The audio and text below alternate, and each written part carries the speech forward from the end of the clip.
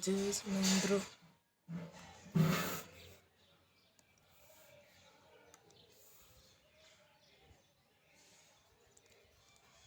मेरा नाम है अर्चना जैन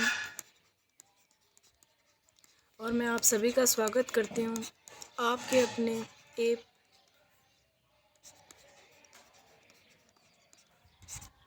जैनम जयतु शासनम। आप सभी का स्वागत है हिंदी साहित्य की कक्षाओं में। और आपको इस क्लास से संबंधित कोई भी समस्या हो तो आप हमें इस नंबर पर फ़ोन कर सकते हैं।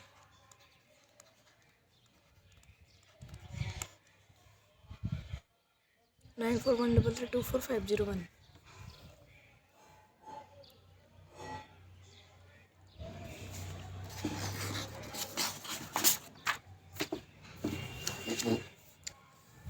आज मैं पढ़ाने जा रही हूँ आदिकालीन पृष्ठभूमि परिस्थितियाँ और प्रवृत्तियाँ। परिस्थितियाँ यानी कि आदिकाल के समय में हमारी क्या परिस्थिति, हमारी से मतलब हमारे भारत देश की, भारतीय लोगों की पृष्ठभूमि यानी कि जिस पर वो टिका हुआ हो, यानी कि आधार हो, यानी कि कुछ जैसे कि हम कुछ भी बात करते हैं तो हम किसी आधार पर कहते हैं। जैसे कहीं से धुआं उठ रहा है तो हम कहते हैं यहाँ पे कहीं आग लगी हुई, इसीलिए यहाँ पे ऐसे धुआं उठ के आ रहा है, बादल काले हो रहे हैं।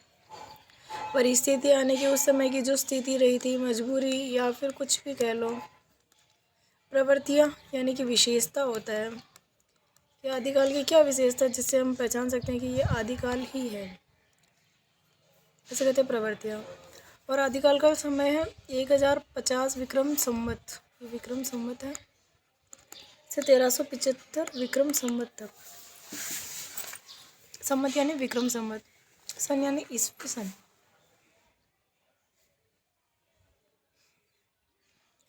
आदिकाल के समय में क्या हो रहा था, राजा महाराजा का शासन था।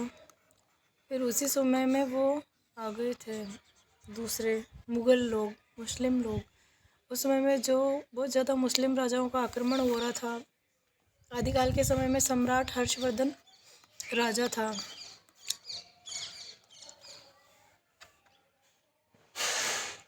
606 ईस्वी से इसने मतलब राजा हर्षवर्धन का शासन हुआ था, जो 647 ईस्वी तक चला था। और राजा हर्षवर्धन की मृत्यु 647 ईस्वी में हो गई थी मृत्यु। और यहीं से हमारे वो आदिकाल का समय माना जाता है कि जब हर्षवर्धन की मृत्यु हुई थी और मुग़ल लोगों ने भारत पर आक्रमण किया था, यही वह स्थिति है, यहीं से आदिकाल की शुरुआत मानी जाती है। ये 647 ईस्वी तक यहीं से आदिकाल की शुरुआत मानी जाती है, जब हर्ष की मृत्यु हो गई थी। जो हर्ष का राज्य था तब उस समय में शासन व्यवस्था अच्छी थी और वहाँ की जनता की स्थितियों और वहाँ की जनता के लोगों की स्थिति अच्छी थी। पर जैसे ही हर्ष के साम्राज्य का पतन हुआ तो हमारे भारतीयों की मतलब स्थिति, जैसे कि भारत का मतलब एक तरह से पतन हो गया था, क्योंकि उस समय में हर्षवर्धन तो मतलब मृत्यु हो गई थी और ये सिंहासन से हट गया था। और उसी समय हर्ष के बाद वो मुग़ल आ गए थे। मुग़ल लोगों ने भारत पर वो अपनी सत्ता का मतलब अधिकार जमा लिया था और वो लोग जब से शासन करने लगे थे तब से हमारे भारत की स्थिति काफ़ी अच्छी नहीं कही जा सकती है। जब भारत हर्षवर्धन राजा था तो उसकी राजधानी थी, हर्ष के राजा की राजधानी, इसको वापस से नया कर।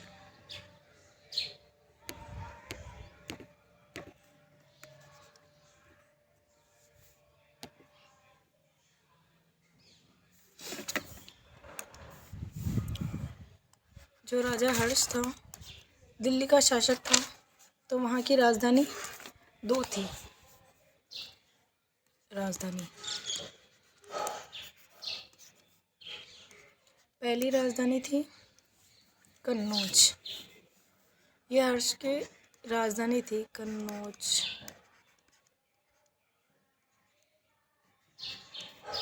और दूसरी थी थानेश्वर,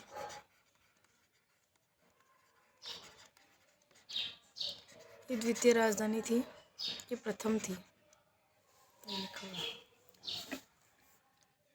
भारत था जो संपूर्ण भारत दो हिस्सों में, ऐसे ही भारत समझ लो, मान लो कि ये भारत है, छोटा जगह के हिसाब से बनाया मैंने। उत्तर जो नॉर्थ, उत्तरी भारत पर हर्ष का शासन था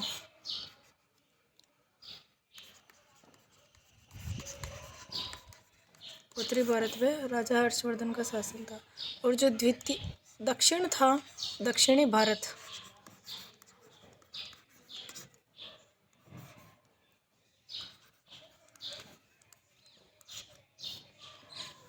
यहाँ पर चालुक्य वंशी पुलकेशिन द्वितीय का शासन था।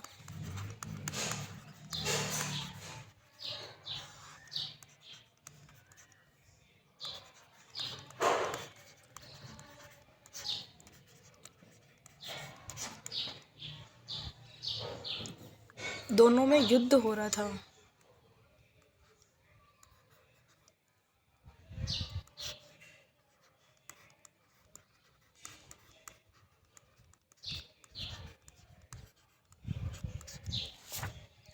दोनों में युद्ध हो रहा था, सत्ता के लिए बीच में दोनों में संघर्ष भी हो रहा था।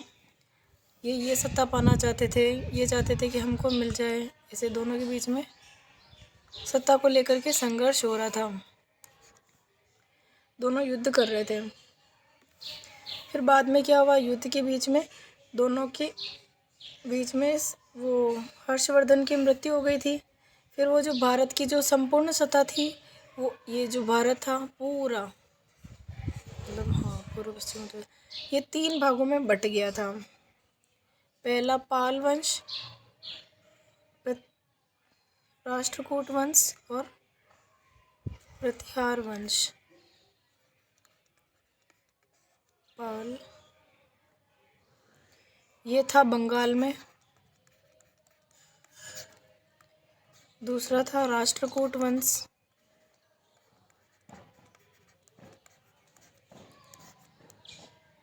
ये था दक्कन में,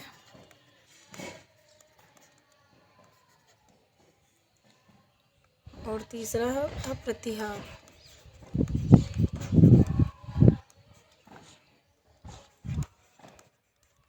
ये गुर्जर।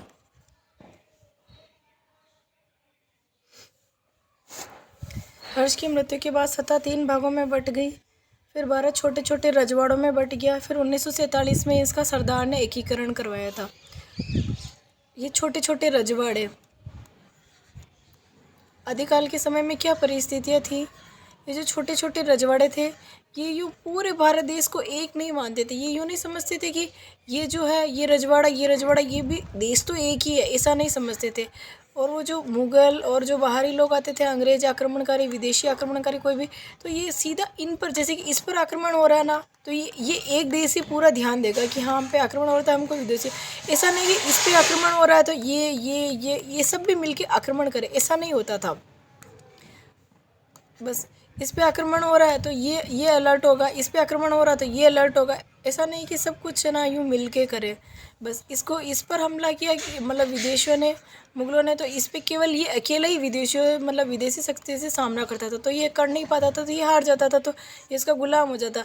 और अब इसके बाद इन्होंने इस पे कब्जा करा, फिर इस पे कब्जा करना चाहा, तो फिर ये ही अलर्ट होगा। ये अलर्ट नहीं होगा कि इन्होंने 2 देशों को नुकसान पहुंचाया तो हमको भी नुकसान पहुंचाएगा, कि ऐसा नहीं। फिर इस पे आक्रमण करेंगे तब भी अलर्ट होगा, फिर इस पे आक्रमण करेंगे तब भी अलर्ट होगा। ये उस समय आदिकाल की सबसे बड़ी पृष्ठभूमि रही है। इसी को हम ये पृष्ठभूमि कह सकते हैं कि इस पर ही आदिकाल, पूरे आदिकाल में यही बातें बताई गई हैं। और फिर 9वीं सदी थी, उसके बाद में प्रतिहार जो थे, इन्होंने कन्नौज पर भी आक्रमण कर लिया। कन्नौज क्या था, वो हर्षवर्धन की राजधानी थी, दिल्ली की प्रथम राजधानी थी, जो इन्होंने इस पर भी आक्रमण कर लिया था। और हर्ष के बाद अनेक छोटे छोटे राजवंश, गुर्जर, तोमर, राठौर, चौहान, चालुक्य, परमार, चंदेल, गढ़वाल वंश में सत्ता के लिए बीच में आपसी संघर्ष हुआ था और वो युद्ध हो रहा था। और आदिकाल के समय में मुख्य बात क्या रही थी, जाकी कन्या सुंदर देखी ताके गढ़ तलवार, यानी कि आदिकाल के समय में जो मुस्लिम वगैरह लोग आए थे, तो उनको मतलब वो स्त्री लोभी कह लो, मतलब वो जिनकी मतलब जिस राजा की कन्या या फिर जहाँ की कन्या सुंदर देखी थी, उन पर वो तलवार करते थे, यानी कि मतलब वो जर जोरू जमीन के लिए बहुत ज़्यादा युद्ध होते थे। आदिकाल के समय में यही परिस्थिति थी। इसमें भी ज़मीन के लिए और जर के लिए कम पर वो जोरू यानी कि स्त्री के लिए ही युद्ध ज़्यादा होते थे। यानी झांकी कन्या सुंदर देखी ताके गढ़ तलवार, यानी कि वो जो ये सुंदर कन्या के लिए मतलब ना जितनी ज़्यादा सुंदर स्त्रियों की कन्याओं की मतलब चर्चाएं चढ़ती थी और युद्ध उतने ही ज़्यादा मतलब गंभीर होते थे कि जिन्होंने सुना कि इतनी ज़्यादा सुंदर स्त्री तो फिर इतना ही भयंकर युद्ध देखने को मिलते थे। इसका फ़ायदा विदेशी और आदिकाल के समय में जो बड़ी बड़ी ज़मीन के मालिक होते थे उनको सामंत कहा जाता था। इसका फ़ायदा विदेशी आक्रमणकारी प्रथम मुस्लिम कारण मुस्लिम आक्रमणकारी मोहम्मद बिन कासिम ने उठाया था और उसने 712 ईस्वी में सिंध पर आक्रमण किया था। 712 ईस्वी में और उसने सिंध पर अपना अधिकार जमा लिया था।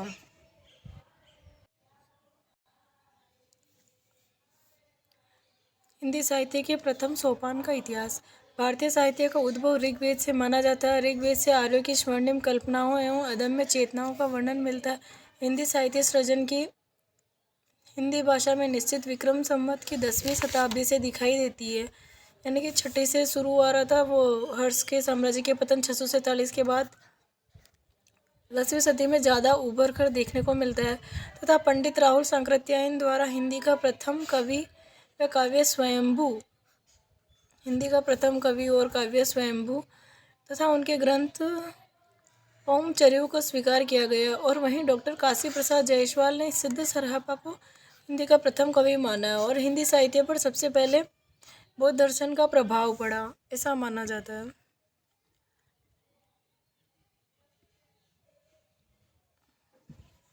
महावीर प्रसाद द्विवेदी कहते हैं कि ज्ञान राशि के संचित कोश का नाम साहित्य है। ज्ञान राशि यानी कि जो भी ज्ञान हमने इकट्ठा किया है और उसका जो कोश मतलब यानी खजाना, जो ज्ञान का खजाना है उसी को हम साहित्य कहते हैं। रामचंद्र शुक्ल के अनुसार जनता की चित्रवृत्तियों की परंपरा के साथ साथ साहित्य परंपरा का सामंजस्य दिखाना ही साहित्य कहलाता है। और इसके संबंध में ये भी कहा जाता है कि जिस देश का साहित्य जितना उत्तम होगा और उस देश का वो राष्ट्र उतना ही मजबूत होगा। यानी कि वो साहित्य से फ़र्क पड़ता है कि मतलब कि ना जिस देश का साहित्य निम्न माना जाता है या फिर निकृष्ट माना जाता है और वहाँ के लोग भी निम्न ही होंगे।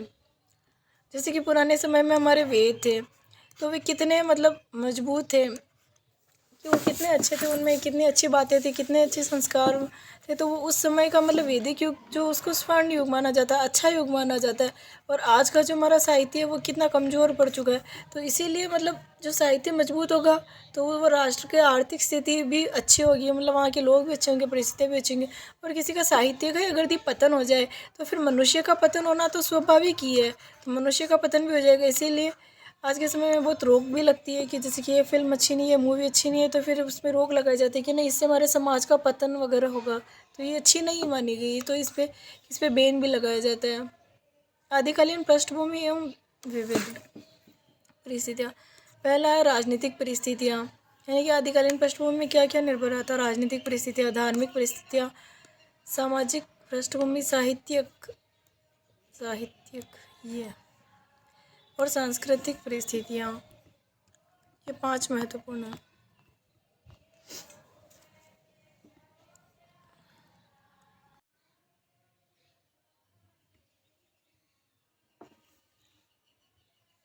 आदिकाल की पृष्ठभूमि क्या रही थी उसके बारे में मैं थोड़ा सा और डिटेल में बता रही हूँ अभी आपको। भारतीय राजनीतिक दृष्टिकोण से जब हर्ष के साम्राज्य का पतन हो रहा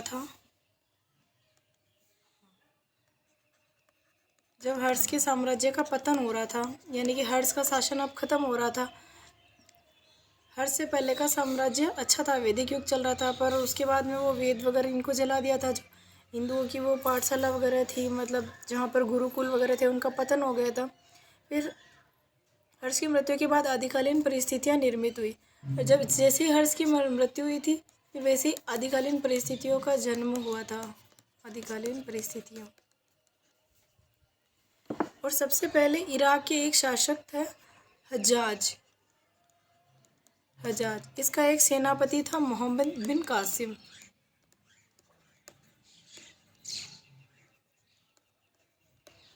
इसने करा था सिंध का जो राजा था ना, सिंध का राजा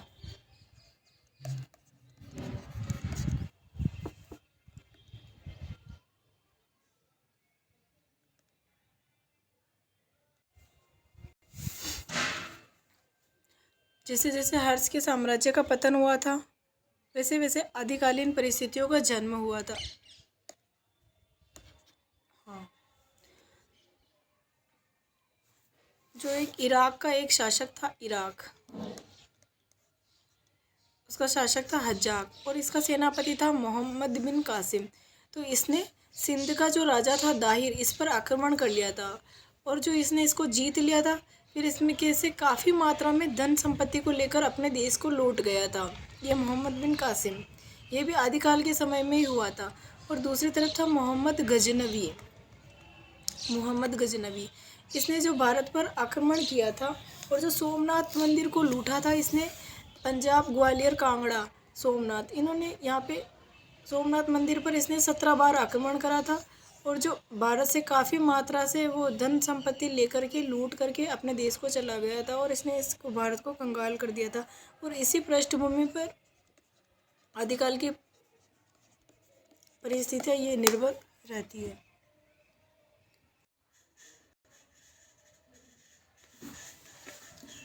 राजनीतिक परिस्थितियाँ, गहरवार, परमार, चौहान और चंदेल वंश अपने अपने स्वतंत्र राज्य स्थापित कर चुके थे।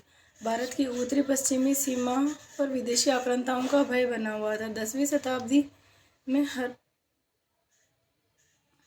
हराना मोहम्मद गजनवी ने 12वीं सदी में मोहम्मद गोरी को भारत को पदाक्रांत कर दिया था। राजनीतिक परिस्थितियों के आधार पर, इस परिस्थिति के आधार पर यह कालखंड युद्ध किसके बीच चल रहा था। एक तो भारत के रजवाड़े भारत, ये पूरा भारत है, जैसे कि मान लो भारत, ये एक दूसरे आपस में चल रहे थे। और दूसरा विदेशी आक्रांतक, यानी कि जो बाहर से आ रहे थे हमारे भारत में, मुस्लिम आक्रमणकारी, उससे, जैसे कि इसमें बताया ना कि यहाँ पे 10वीं शताब्दी में मोहम्मद गजनवी और 12वीं शताब्दी में मोहम्मद गोरी ने भारत को पदाक्रांत यानी कि हराया था। और यहाँ पे हराया था, इसने मंदिरों पर आक्रमण किया था और मंदिरों से सोना वगैरह बहुत सारी बेशकीमती चीज़ें लूटी थी और यहाँ से वो अपने देश को लेकर चला गया था। युद्ध अशांति इसीलिए थी, अशांति, वो जाकी कन्या सुंदर देखी ताके गढ़ तलवार, ये आदिकाल की परिस्थितियाँ थी। तो वहाँ से उन्होंने, इसी वजह से वो अशांति, संघर्ष, यानी कि वो गरीब वर्ग, अमीर वर्ग, ये संघर्ष चल रहा था, युद्ध की स्थितियाँ थी। तो इतनी अच्छी परिस्थितियाँ नहीं कहा जा सकती। और किसी भी देश में जब बाहरी आक्रमणकारी हो या फिर आंतरिक रूप से वो देश के बीच में मनमुटाव या लड़ाई चल रही तो वो समय संघर्ष का कहा जाता है, वो समय अच्छा नहीं कहा जाता है, अशांति का माहौल ऐसे ही बोला जाता है। पदाक्रांत यानी हराना होता है। धार्मिक परिस्थितियाँ, इस काल में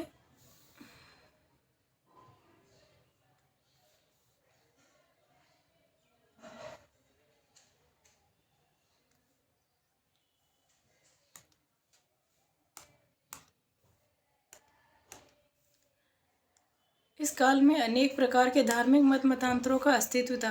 वैदिक पौराणिक धर्म के साथ साथ बौद्ध, जैन धर्म भी इस काल में अपना प्रभाव जमा चुके थे। यानी कि जब आदिकाल का समय था तभी ये बौद्ध, यानी कि वैदिक, यानी कि जो प्राचीन समय से चला रहा बौद्ध, जिसे अनादिकाल से जिसको हम कहते हैं, ये वैदिक धर्म वहाँ से चला रहा था। और पौराणिक धर्म के साथ साथ बौद्ध और जैन धर्म, इनका भी अस्तित्व में आना लगा था। ये भी आदिकाल से ही शुरुआत मानी जाती है, क्योंकि आदिकाल से पहले वो जो जैन था, मतलब वो जैन धर्म की जो बातें थी, वो सिर्फ यही होता था कि गुरु उपदेश देता था, शिष्य सुनता था, और फिर जब शिष्य बड़ा हो जाता तब और शिष्य आते थे, तो वो शिष्य गुरु हो जाता था और फिर वही ऐसे उपदेश देता था। पर आदिकाल के समय में ऐसी नहीं रही थी। फिर उनको लगा कि अब ये जो जो आजकल के ज़माने के लोग हैं, बच्चे हैं, जो कुछ भी कहते हैं, कुछ भी कहो तुरंत भूल जाते हैं। तो उनमें फिर वो लिपिबद्ध किया था, ज्ञान को लिपिबद्ध आदिकाल के समय में ही किया था, क्योंकि उनको पता था कि अगर इस ज्ञान को अब जल्दी से जल्दी कर दी लिपिबद्ध नहीं किया गया तो ये अर्थ का अनर्थ कर देंगे और ज्ञान की जगह अज्ञान फैला देंगे पूरी दुनिया में, पूरे संसार में। तो उस ज्ञान को इन्होंने, जैन धर्म के जो लोग हैं, इनको लगा कि अब इस जैन धर्म को तो लिपिबद्ध ही कर देना ज़्यादा सही होगा। तो ये आदिकाल के समय में ही लिपिबद्ध के लिए चल गया था कि लिपि में लिखा जाएगा। पहले सिर्फ मौखिक शिक्षा होती थी, लिखित शिक्षा होती ही नहीं थी, पर अब लिखित शिक्षा भी है। हिंदू धर्म के पुनरुत्थान के लिए शंकराचार्य जी ने 4 मठों की स्थापना की थी। श्रृंगेरी मठ, दक्षिण के रामेश्वरी में श्रृंगेरी मठ, और दूसरा है गोवर्धन मठ उड़ीसा के जगन्नाथपुरी में, शारदा मठ गुजरात के द्वारका धाम में।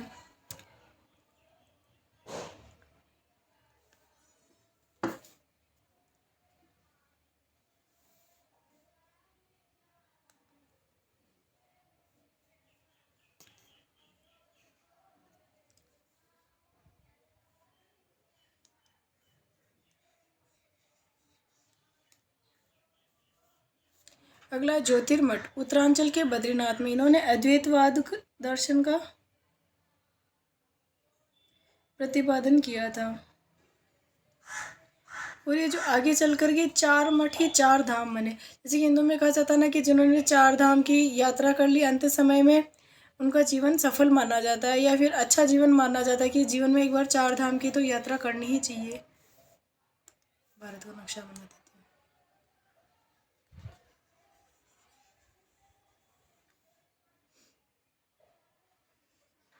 गुजरात,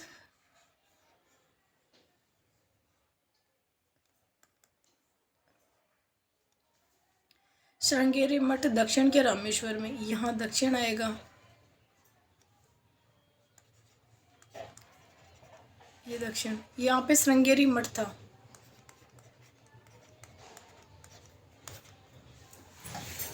चार धाम की यात्रा का हिंदू धर्म में विशेष महत्व रहा था। उस समय आदिकाल से महत्व रहा था और आज के समय में भी इतना ही मतलब इनको महत्व दिया जाता है 4 धाम की यात्रा को। और अगला है उड़ीसा के जगन्नाथपुरी में, शारदा मठ गुजरात के द्वारका धाम में। यहाँ पर गुजरात आता है, गुजरात राजस्थान। यहाँ पर है शारदा मठ। ये तो श्रृंगारी मठ था, श्रृंगारी मठ। यहाँ शारदा मठ, ये गुजरात के द्वारका धाम में है। अगला है उत्तरांचल के बद्रीनाथ में। ये उत्तर आता है, उत्तर दिशा में उत्तरांचल, जहाँ पे ज्योतिर्मठ, ज्योतिर्मठ। और अगला है उड़ीसा के जगन्नाथपुरी में गोवर्धन मठ। यहाँ पर आता है गोवर्धन, उड़ीसा के जगन्नाथपुरी में गोवर्धन मठ। इन्होंने अद्वैतवाद दर्शन का प्रतिपादन किया था। अद्वैत यानी कि 2 नहीं है। द्वैत का अर्थ तो 2 होता है, अद्वैत यानी कि 2 नहीं है, 2 नहीं है अर्थात एक ही ईश्वर है, यही सत्य है। यह दर्शन था इसमें हिंदू धर्म में।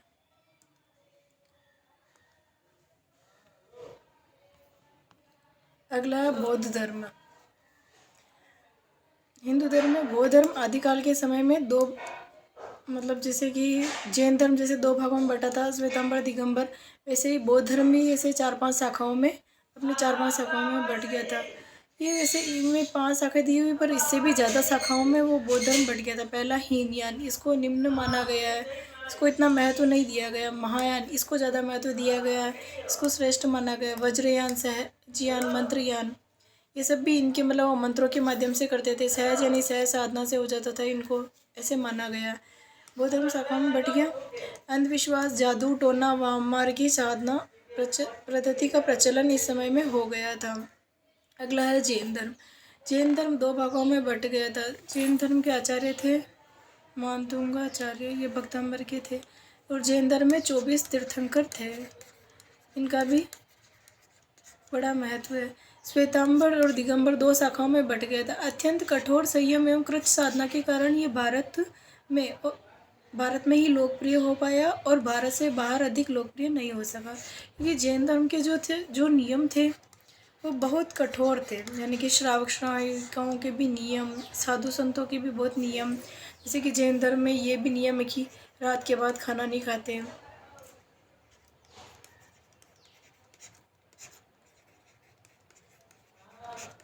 रात के बाद भोजन नहीं। जैसे कि मेरा नाम है अर्चना जैन, मैं किसी को बताती हूँ कि मैं जैन हूँ, तो सबसे पहले वो ये पूछता है, अच्छा तुम जैन हो, जैन तो रात में खाना भी नहीं खाते, क्या तुम भी रात को खाना नहीं खाती? ये ऐसा ही पूछता है। मैं बताती हूँ हाँ मैं जैन हूँ, तो मैं रात को खाना नहीं खाती हूँ, मैं तो सूर्यास्त से पहले ही खा लेती हूँ। सूर्यास्त से पहले खा लेते हैं या फिर सूर्योदय होता है सुबह, उसके बाद ही खाना खाते हैं। तो ऐसा पूछते हैं कि तुम जैन हो, रात में नहीं खाते। और दूसरा ये भी पूछते हैं अच्छा तुम तो जैन हो, तुम तो आलू प्याज भी नहीं खाते होंगे, आलू प्याज लहसुन। ये जैन धर्म में तो इनका त्याग होता है, जमीगन तो खाते ही नहीं है। तो सब यही पूछते हैं, किसी को बता दो हम जैन हैं तो पूछेंगे तुम तो आलू प्याज तो नहीं खाते, तुम तो जैन हो। ऐसा ही है, जैन धर्म के बारे में पूछते तो इतनी मतलब इनके नियम बहुत कठोर थे, यानी कि 24 घंटे में से सिर्फ 12 घंटे खाना खा सकते हैं, 12 घंटे नहीं। जैसे अधिकतर दूसरे धर्मों में ऐसा होता है कि जब व्रत करते हैं तभी वो 12 घंटे नहीं खाते हैं, बाकी तो खाते ही हैं, दिन दिन को खा लेते हैं, रात को नहीं खाते, एक टाइम ही भोजन करते हैं, ऐसा है। तो जैन धर्म में तो ऐसा रोज़ होता है कि खाना पीना मतलब हर चीज़ ले इनके मतलब वो नियम भी तो थे जैन धर्म के।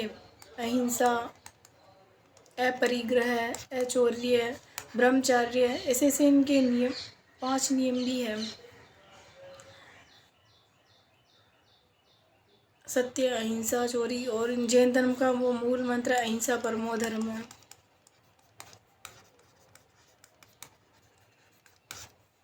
और जैन वही होता है सच्चा जैन जो दोनों समय में प्रतिक्रमण करता है।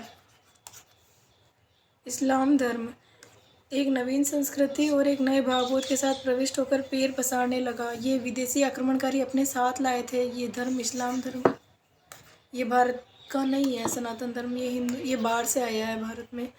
धार्मिक क्षेत्र में 3 क्रांतिकारी परिवर्तन हुए हैं। पहला, बौद्धों का विभाजन, यानी कि बौद्ध धर्म जो था बहुत शाखाओं में बट गया था, हीनयान, महायान, वज्रयान, सहजयान, मंत्रयान। हिंदू धर्म का ह्रास, क्योंकि हिंदू धर्म जितना अपने आप को शुद्ध रखना चाह रहा था वो उतना ही मतलब करता जा रहा था। जैसे कि हिंदू धर्म में वो थी मान्यता कि जैसे कि ये ऊंची जाति है, ये निम्न जाति है, तो वो अपने आप को शुद्ध रखना चाह रहा था, तो इस चक्कर में और ह्रास हुआ। और इस्लाम धर्म का उदय, और इस्लाम धर्म में इसे शुद्धता की कोई बात ही नहीं थी, वो तो और चाहते थे कि दूसरे भी और इस्लाम धर्म ग्रहण करें और वो अपने धर्म में मिल जाए। जैसे कि हिंदू धर्म में ऐसा था कि जैसे कि कोई जाति से मतलब दारू, मदिरा, मद्य, मांस ऐसे पान नहीं करते थे, पंचमकार जिसे कहा गया है, मुद्रा, मत्स्यम, वो मैथुन वगैरह इनसे नहीं करते थे। तो फिर जो वो दूसरे धर्म के लोग करते थे, हिंदू में भी ऐसे 2 थे, जैसे कि एक तो जो पथभ्रष्ट हो चुके थे, बिगड़ चुके थे, फिर वो जो दूसरे जाति के थे वो ये चाहते थे कि हमारे पास ऐसा नहीं हो, तो फिर उनका धर्म अलग बन गया, उनका धर्म अलग बन गया। वो शुद्ध रखना चाहते थे कि हमेशा वो मद्य मांस नहीं खाएंगे, दारू शराब वगैरह ऐसी चीज़ें नहीं पिएंगे, तो ऐसे शुद्ध वो हिंदू धर्म अपने को शुद्ध रखना चाह रहा था। तो इससे और मतलब जो फिर जो हिंदू में निम्न जाति के थे उनका अपमान किया जाता, तो वो इस भावना से उभरने के लिए इस्लाम में शामिल हो गए थे। और इस्लाम जो विदेशी आक्रमणकारी थे ये अपने साथ ये धर्म लाए थे, तो इन्होंने भी इस्लाम को अपना लिया था। कोणार्क सूर्य मंदिर, खजुराहो, पुरी आदि के मंदिर भी इसी युग में बने, यानी कि आदिकाल परिश्रम। ये यहाँ तक ये अलग पॉइंट है। इसमें स्थापत्य कला का विश्व प्रसिद्ध नमूना माउंट आबू देलवाड़ा का जैन मंदिर भी शामिल है। सामाजिक परिस्थितियाँ, राजनीतिक और धार्मिक परिस्थितियों के कारण समाज में विश्रृंखलता आ गई थी, बिखराव। सामान्य जनता अशिक्षित थी, जिस कारण साधु संन्यासियों, श्रापों और वरदानों की ओर ही उनकी दृष्टि लगी थी। सामाजिक परिस्थिति, यानी कि आदिकाल में समाज के लोग कैसे थे, हमारे समाज के लोग जो जैसे विदेशी आक्रमणता आए थे, और जो भारत में बहुत गरीबी, जो भारत सोने की चिड़िया कहा जाता था, सामाजिक दृष्टि से इतना उन्नत था कि उसे सोने की चिड़िया बोला था। और वो लुटेरों ने वो जो आए थे कि मतलब मुस्लिम आया था, वो 10वीं सदी में मोहम्मद गजनबी, 12वीं में फिर वो उसने आक्रमण कर लिया था, मोहम्मद गजनबी और मोहम्मद घोरी, इन्होंने आक्रमण कर लिया। तो सोने की चिड़िया की हालत भी ऐसी हो गई थी कि मतलब उनके पास खाने पीने के भी मतलब अपने पास पर्याप्त नहीं बचे थे कि वो 2 समय का 2 जून की रोटी भी जुटा पाए। उनके पास इतनी गरीबी हो गई थी, तो उनको मतलब उन्होंने बहुत मेहनत कर ली, युद्ध लड़ाई झगड़ा सब कुछ करके देख लिया, तो उनको लगा कि अब हमसे कुछ हो ही नहीं रहा। तो उनको लगा कि अब कोई साधु सन्यासी या फिर कोई देवता, यानी कि जो हम जीते जाते, एक तो देवता माने जाते हैं जो हमारे भगवान आसमान में, हम ऐसा मानते हैं कि ऊपर भगवान सब कुछ देख रहा है ऐसा, तो दूसरे समझते थे कि भगवान का जीता जागता अवतार अपन दूसरा एक हिंदू धर्म में साधु को ही मानते हैं, साधु को और सन्यासी जो अच्छा उत्तम होते हैं उनको जैसे कि हमको अगर ये वरदान दे देंगे ना तो हम इस परिस्थिति से उभर जाएंगे। उनको बस ऐसे ही लगता था कि जो अच्छा देवता या फिर कोई साधु सन्यासी हमको आशीर्वाद दे देगा तो बस इसी से हमारा जीवन कल्याण हो जाएगा, अगर वो हमको श्राप दे देगा तो हम डूब जाएंगे। बस आदिकाल में यही लोगों की मान्यता है कि कोई हमें अच्छा आशीर्वाद दे दे और हम तिड़ जाए, ये जन्म हमारा पार कर ले। पूजा पाठ, तंत्र मंत्र, जप तप करके लोग दुर्भिक्ष, महामारी एवं युद्धों के संकट को टालना चाहते थे। सती प्रथा इस काल का भयंकर कोड था। सती प्रथा यानी पति की मृत्यु के बाद उसकी पत्नी को भी जिंदा जला देना। उसके साथ जीवन यापन के साधन दुर्लभ थे तथा निर्धनता, युद्ध, अशांति के कारण जनता सदैव आतंकित रहती थी। तत्कालीन राष्ट्रों काव्य में समाज की स्थिति का चित्र पूरा उपलब्ध होता है। अगला, साहित्य परिस्थिति। आदिकाल में साहित्य रचना की तीन धाराएं बह रही थी। एक तो परंपरागत संस्कृत साहित्य की रचना, दूसरी तरफ प्राकृत अपभ्रंश भाषा में साहित्य का सृजन हो रहा था। 9वीं 11वीं सदी तक कन्नौज एवं कश्मीर संस्कृत साहित्य का केंद्र रहे थे। अपभ्रंश मुख्य धर्म की भाषा बन गई थी। देश काल हिंदी में भी जनता की मानसिक एवं भावनात्मक दशाओं की अभिव्यक्ति एक वर्ग कर रहा था, जिसे भाट या चारण कवि कहा जाता है।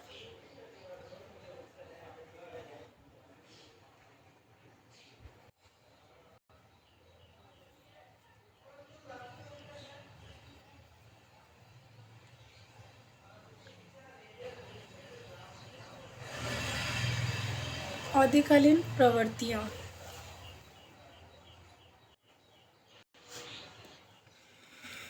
आदिकालीन प्रवृत्तियाँ। ऐतिहासिक कला का अभाव।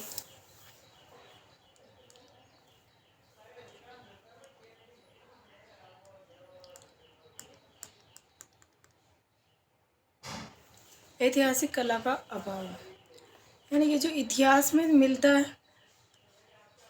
ऐतिहासिकता का अभाव है यहाँ पे।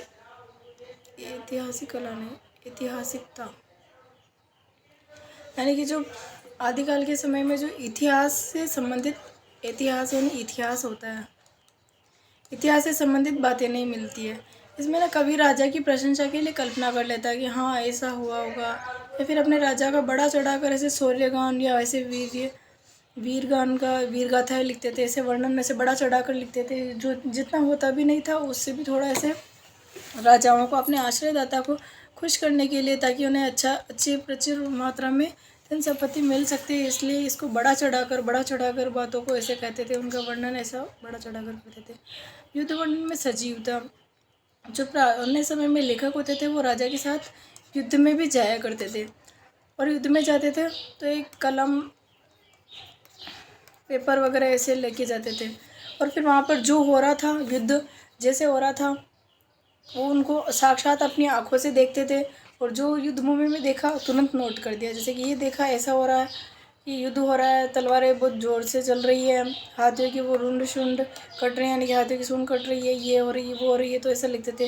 युद्ध होता तो घोड़े सेना इतने तेज़ दौड़ती है कि मिट्टी इतनी उड़ती है कि आसमान ही पूरा अंधकार हो जाता है, कि पूरे बादल काले काले हो जाते, ऐसे लगता ही नहीं कि दिन है रात है। तो जैसा उन्होंने देखा कि हाँ पूरा बादल ऐसे काला काला हो गया, तो ऐसे लिखते थे कि इतनी मिट्टी उड़ रही है, ऐसा हो गया। जैसे कि वही अपने वो पृथ्वीराज राजा लड़ता है तो ऐसा तलवार चलाता है कि वो केवल उस घोड़े पे बैठे हुए, मतलब हाथी पे बैठे हुए हैं, वो राजा का ही नहीं बल्कि उस हाथी के भी दो टुकड़े हो जाते थे, इतनी ज़ोर से तलवार फेंकते थे। सजीवता, जो देखा वो लिखा। तलवार इतनी तेज चलेगी कि वो राजा के दो टुकड़े के साथ साथ उसके वो हाथी या वो जो उस घोड़े पे बैठा तो उसके भी दो टुकड़े हो गए बराबर। ऐसे जो वर्णन था, थोड़ा सा सजीव, थोड़ा सा ऐतिहासिकता का भाव, कल्पना, राजा की प्रशंसा के लिए। प्रामाणिकता में संदेह, क्योंकि आदिकालीन रचनाएं जो बहुत समय पहले लिखी जा चुकी है, तो वो समय के साथ काफ़ी पुरानी हो चुकी है, तो उसमें वो प्रामाणिकता का भी संदेह का भी प्रश्न चिन्ह उठा लिया जाए, क्या ऐसा सही में हुआ होगा या नहीं हुआ होगा, तो इसमें थोड़ा प्रामाणिकता में भी संदेह हो जाती है। वीर रस एवं श्रृंगार रस की प्रधानता। आदिकाल के समय में ये दो ही ज़्यादा प्रमुख रूप से चलती थी, वीर रस और श्रृंगार रस। वीर रस ये युद्ध भूमि से वर्णन होता था कि राजा जहाँ पर युद्ध कर रहे हैं तो ऐसे, तो मतलब ये वीर रस की रचना इसलिए लिखी जाती थी कि ताकि राजा को प्रेरणा मिले, सेना को प्रेरणा मिले कि हमें युद्ध कैसे करना है, कैसे नहीं करना है। तो थोड़ा इसके लिए मतलब उनका मनोबल बढ़ाने के लिए, ताकि उनका मनोबल ना टूटे किसी भी परिस्थिति में, इसलिए। और श्रृंगार रस की रचना, जैसे कि राजा को किसी भी दूसरे देश की राजकुमारी के लिए बताया जाता था कि वहाँ की रानी या फिर वहाँ की मतलब जो राजकुमारी है उस देश की इतनी सुंदर है, इतनी सुंदर है, ऐसी है वैसी है, तो ताकि वो मतलब राजा युद्ध के लिए प्रेरित होते थे और वो सुंदर स्त्री को मतलब पाने के लिए किसी भी हद तक जा सकते थे, मतलब कुछ भी युद्ध वगैरह भी छिड़ जाते थे। और जितनी सुंदर स्त्रियों की चर्चाएं छिड़ती थी उतने ही भयंकर युद्ध होते थे। ये भी उस समय आदिकाल की परिस्थिति रही है। आश्रयदाताओं की प्रशंसा, यानी कि जो दरबारी कवि थे तो उनको अपने आश्रयदाताओं में रहने वाले जो राजा हो या कुछ भी होते थे महाराजा, तो उनकी प्रशंसा में उनको कुछ ना कुछ काव्य कविताएं या पंक्तियां लिखनी पड़ती थी। जैसे कि वो युद्ध अच्छा करते तो वीर रस से पूर्ण रचनाएं, संकुचित राष्ट्रीयता, यानी कि ये पूरा भारत देश है, सपोज अच्छा तो बनानी है, ये अलग रजवाड़े हैं उस समय में, जैसे कि अलग अलग राजधानी समझ लो। तो ये अपने देश को ही राष्ट्र मानते थे। ये सोचते थे कि यहाँ पर इस गोले के अंदर जो जो मुसीबत है वही खाली मेरी मुसीबत है, बाकी दूसरे पे अगर कोई भी विदेशी आक्रमणकारी कर रहा है तो ये ध्यान नहीं, जैसे कि इस पे आक्रमण हो रहा है तो ये ध्यान नहीं देता था, इस पे हो रहा है तो ये ध्यान नहीं देगा। तो ये ऐसे संकुचित मतलब छोटी सोच, निम्न सोच है कि इसको तकलीफ, इसको मारे तो सिर्फ इसको ही तकलीफ हो रही है, मुझे बिल्कुल नहीं हो रही है। ऐसा इसमें उस समय में आपसी राजाओं में से फूट थी। कल्पना की प्रचुरता, यानी कि उस समय के कवि बहुत ही ज़्यादा कल्पना वगैरह कर लिया करते थे कि हाँ ऐसे ऐसे, और अपनी कल्पनाओं से ही मतलब वो, जैसे कि कल्पना शक्ति के माध्यम से ही वो रचनाएं रची जाती है, साहित्य लिखा जाता है। तो वैसे ही उस समय में बहुत कल्पनाएं थी कवियों में, विविध छंदों का प्रयोग, क्योंकि आदि ये जो हिंदी भाषा है वो संस्कृत से आई है। अपभ्रंश उस समय में वो प्रचलित थी भाषा, संस्कृत ये अपभ्रंश उस समय में आई थी। तो उस समय में बहुत ज़्यादा छंदों का भी उस समय में हमें प्रयोग देखने को मिलता है। विविध डिंगल पिंगल भाषाओं, ये हिंगल नहीं है डिंगल है, डिंगल पिंगल भाषाओं का प्रयोग, डिंगल कहा जाता है अपभ्रंश प्लस राजस्थानी, और पिंगल कहा जाता है अपभ्रंश प्लस ब्रज भाषा।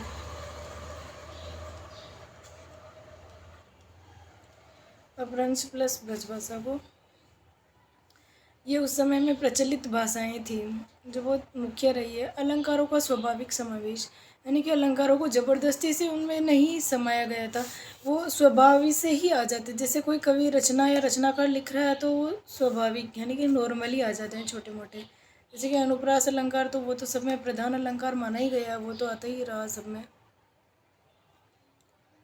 आदिकालीन साहित्य की प्रमुख अभिव्यक्ति, चरित्र काव्य लिखने की प्रवृत्ति। चरित्र यानी कि किसी का भी जीवन चरित्र से समझ लो आप।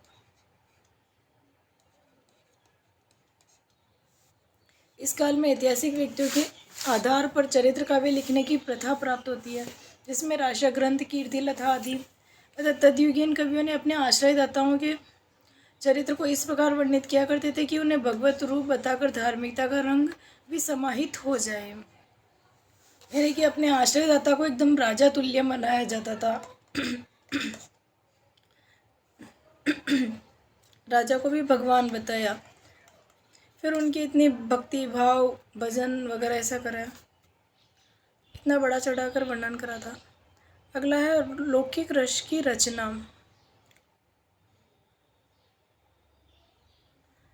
इस युग में संदेश राशक, विद्यापति की पदावली, कीर्तिलता, स्वयंभू छंद छंद आदि अन्य लौकिक रस की रचनाएं लिखी गई। जैसे कि संदेश राशक में प्राप्त होता है कि एक वीराणी नायिका अपने नायक को इस प्रकार संदेश देती कि विप्रलम्ब श्रृंगार की सारी सीमाएं टूट जाती है, यहाँ तक कि विद्यापति की कीर्ति पताका तो श्रृंगार की कविताएं बन गई थी। लौकिक रस यानी कि जिससे सामान्य जो लोग की या फिर जनता है वहाँ की, तो वो भी इसमें आनंद ले सके। जैसे कि इसमें विरह प्रधान काव्य, कोई श्रृंगार प्रधान काव्य है जैसे। अगला है बौद्ध एवं नाथ सिद्धों तथा जैन मुनियों की वृक्ष तथा उपदेश मूलक तथा सहयोग का प्रचार करने वाली लिखने की प्रवृत्ति। डॉक्टर हजारी प्रसाद द्विवेदी के अनुसार हिंदी साहित्य के इतिहास में इस प्रकार की रचनाओं का महत्व इसलिए है कि इनके द्वारा प्रवृत्ति में धार्मिक काव्य रूपों के विकास में सहायता मिलती है। वहाँ उस धार्मिक पृष्ठभूमि को समझने में जिसके बिना हम इस प्रवृत्ति का काव्य परिवर्तनों को नहीं समझ पाएंगे। अगला है धार्मिक रचनाएं। दिव्य प्रकाश, भविष्य पुराण, उच्च कोटि के ग्रंथ इसी युग की देन है। जैन अपभ्रंश साहित्य, ये तो पूरा आगे आएगा तो पढ़ाऊँगी।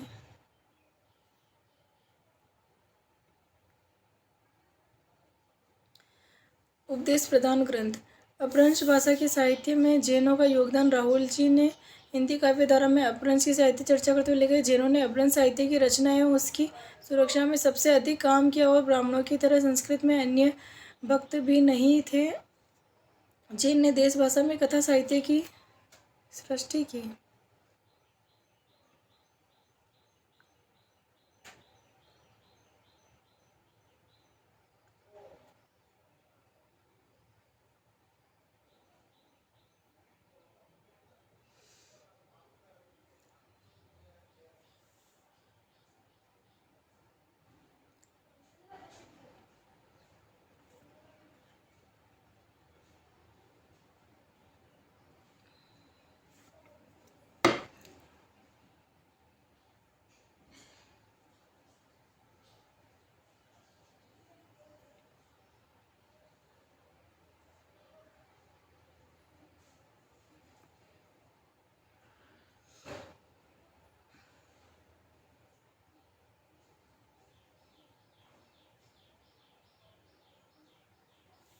स्वयंभू और पुष्पदंत इसी भाषा के अद्वितीय कवि है।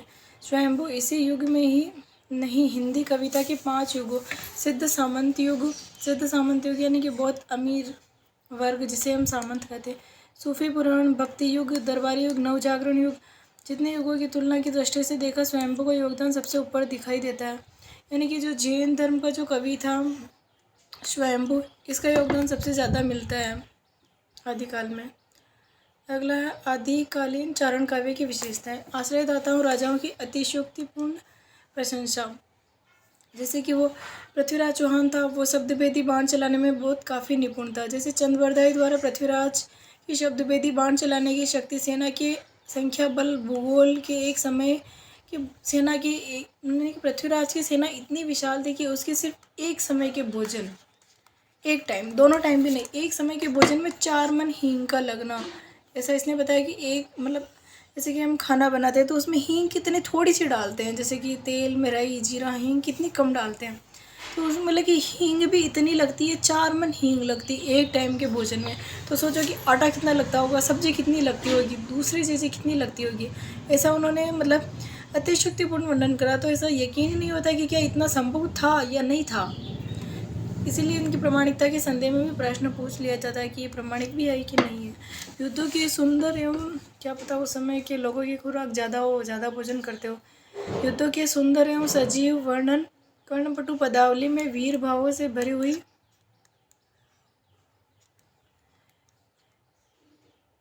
हिंदी की वीर गाथा।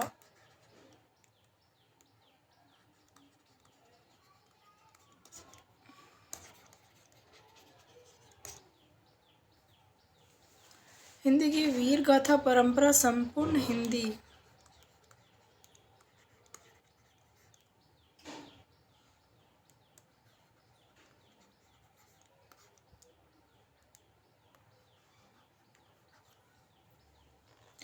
साहित्य में अपना अद्वितीय एवं मौलिक स्थान रखती है।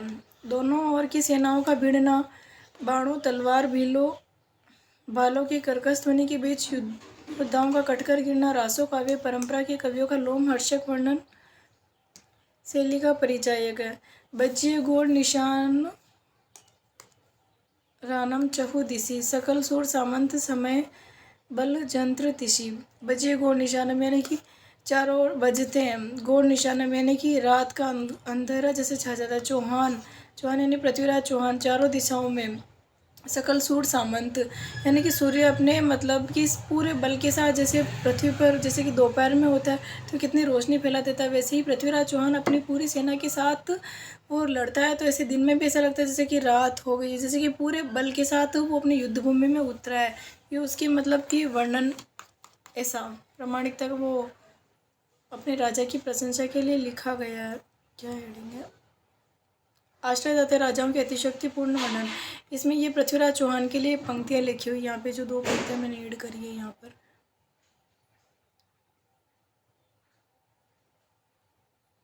वीर एवं श्रृंगार रस का समन्वय।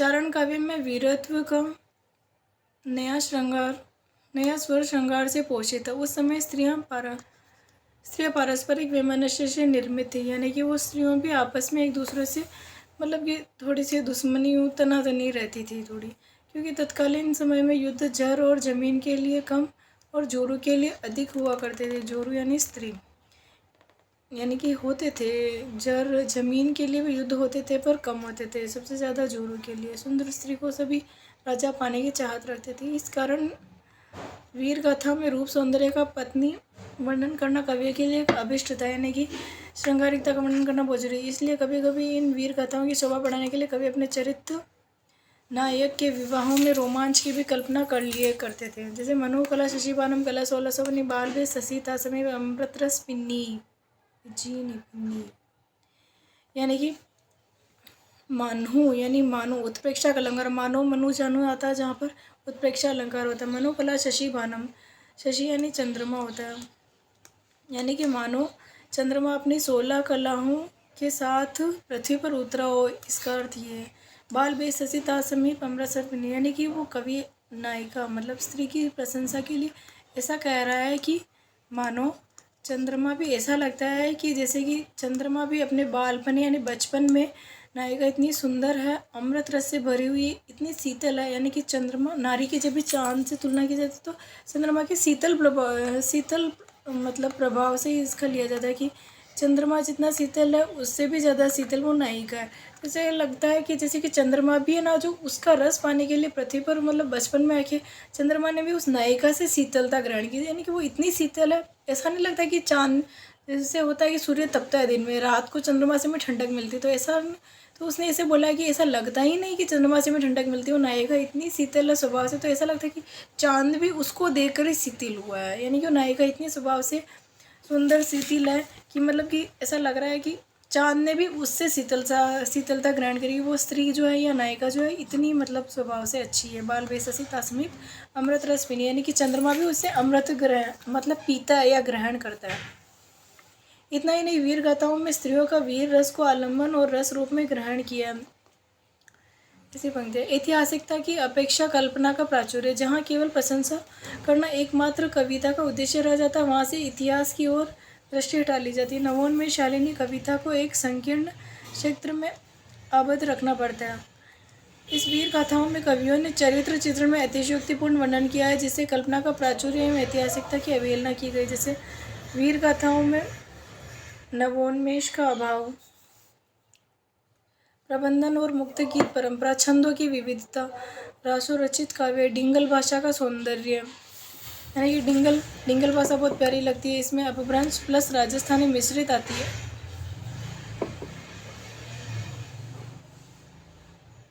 छंदों की विविधता, यानी कि विविध तरह के छंद देखने को मिलते हैं। मुक्त गीत परंपरा, यानी कि इसमें कवि किसी परंपरा पर बंध कर नहीं लिखेगा, कवि अपनी मुक्त यानी कि कोई छंद आ गया तो आ गया, कोई अलंकार है आ गया तो आ गया, समास है आ गया तो आ गया, नहीं तो नहीं, ऐसा कुछ खास नहीं जाता था।